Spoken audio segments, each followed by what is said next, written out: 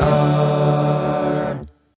Oh, look at this. First off, my new audio listeners really need to start checking out the YouTube channel, because Barrett Klien right now has turned into an actual bug. Did you make that mask yourself? I did.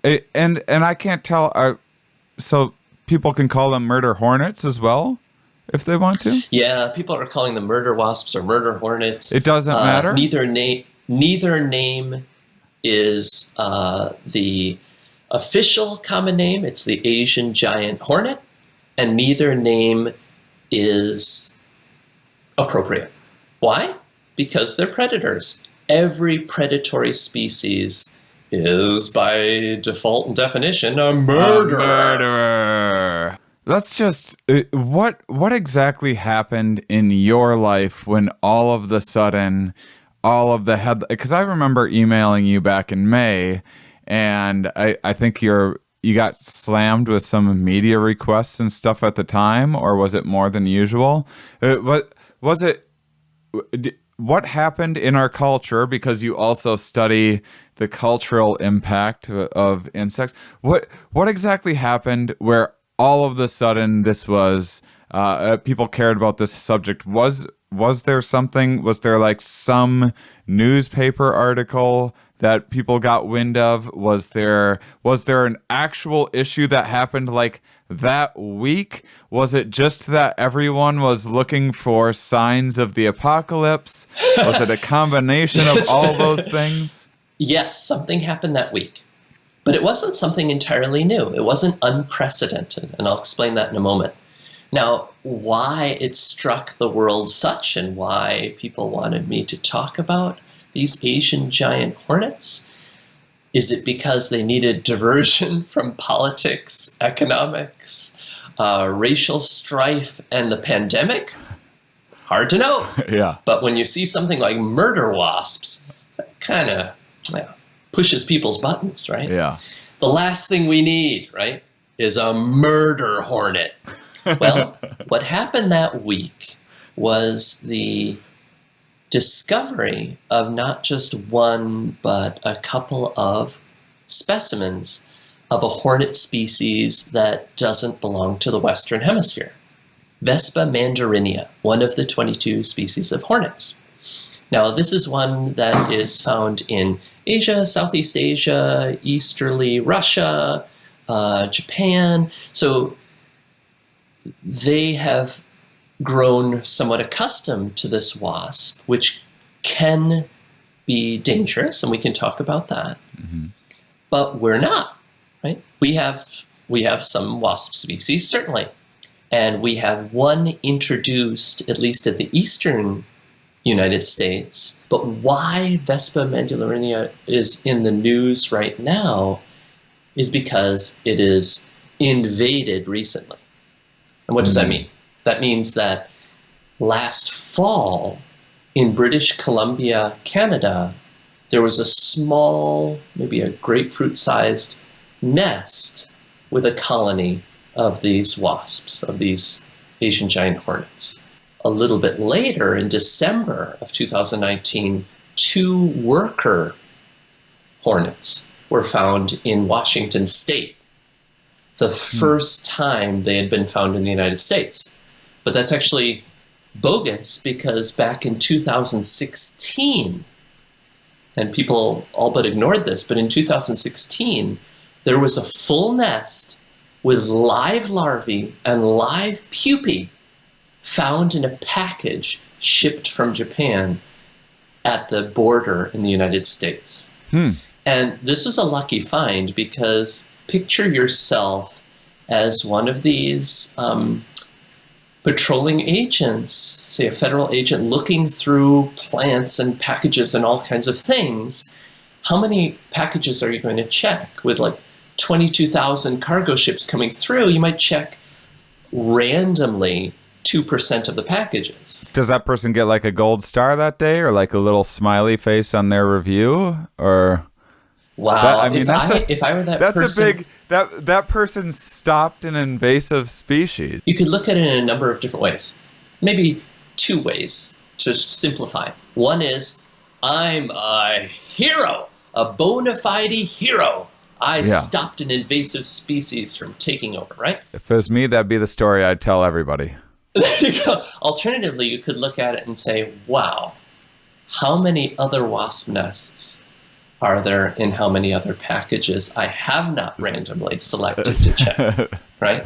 So the screening is really limited, and you stumbled upon one and you were lucky. Now, the key is it's not all luck, because you have to identify and distinguish what is an invasive species, could this pose a threat, what is illegal, what is endangered, etc.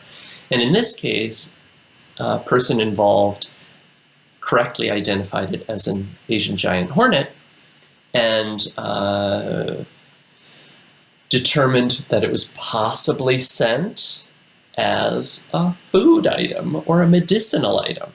Because yes, in parts of Asia, this hornet and some other wasp species that have intense venoms are used in liquors as well as medicinals, and they're consumed in some forms.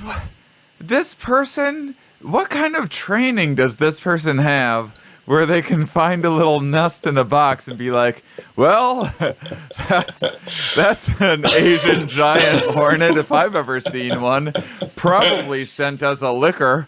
And they know exactly how to distill it. Now this is old news now, because so you had the 2016 This is 2016. discovery. Okay. And then you had this 2019 fall and winter discovery in British Columbia, Canada, and Washington State, United States. So people were on edge. If this is a new invasive species, it could cause problems. This is the time, because next spring, late spring or summer, it'll be too late. This is the time that we have to stop an invasion. So there's a bottleneck here. Will we capture the existing nests or queens? And so bait traps have been set out. People have been on the search for these hornets. And the key was they emerge from their hibernation as queens, as reproductive queens in April, mid to late April. So everybody was waiting, okay, we've got to be ready mid to late April to capture queens or to bait trap these wasps. I see. And guess what? Yes, a single Asian giant hornet was discovered in Canada.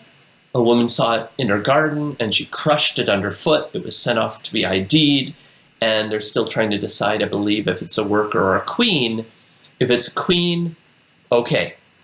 All right, you destroyed the possibility of this sole reproductive from producing a new colony. If it's a worker, that suggests that there might be an extant and presently existing nest somewhere.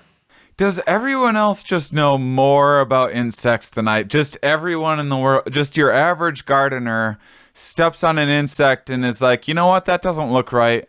I'm gonna mail this in to the people that I have their address here already ready to go and postmarked, so I send in any suspicious insects I find. You might find something flying around your garden. Does it look like this? Oh, well, that is... If I saw that, it would stand out a little bit. This is a pretty big wasp, right? Yeah. This is a Vespa, but it's a different species. Let's get bigger. Now, this one is a worker, and workers are smaller than the giants or the queens. And let me show you a queen. That already looks enormous. Yeah, so that's... If you saw that flying in your garden, that is... You'd know something was up. Okay, so this is... That's like, what, the size of like a golf ball? Not quite. Close.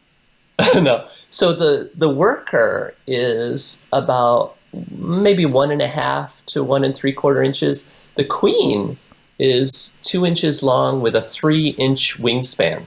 So it's quite large. Yeah. It's not the largest wasp species in the world. There's a Pepsis tarantula hawk wasp, which is the largest species. It is the largest hornet species in the world, but it's not the largest wasp. And we have that largest species of wasp right in Arizona.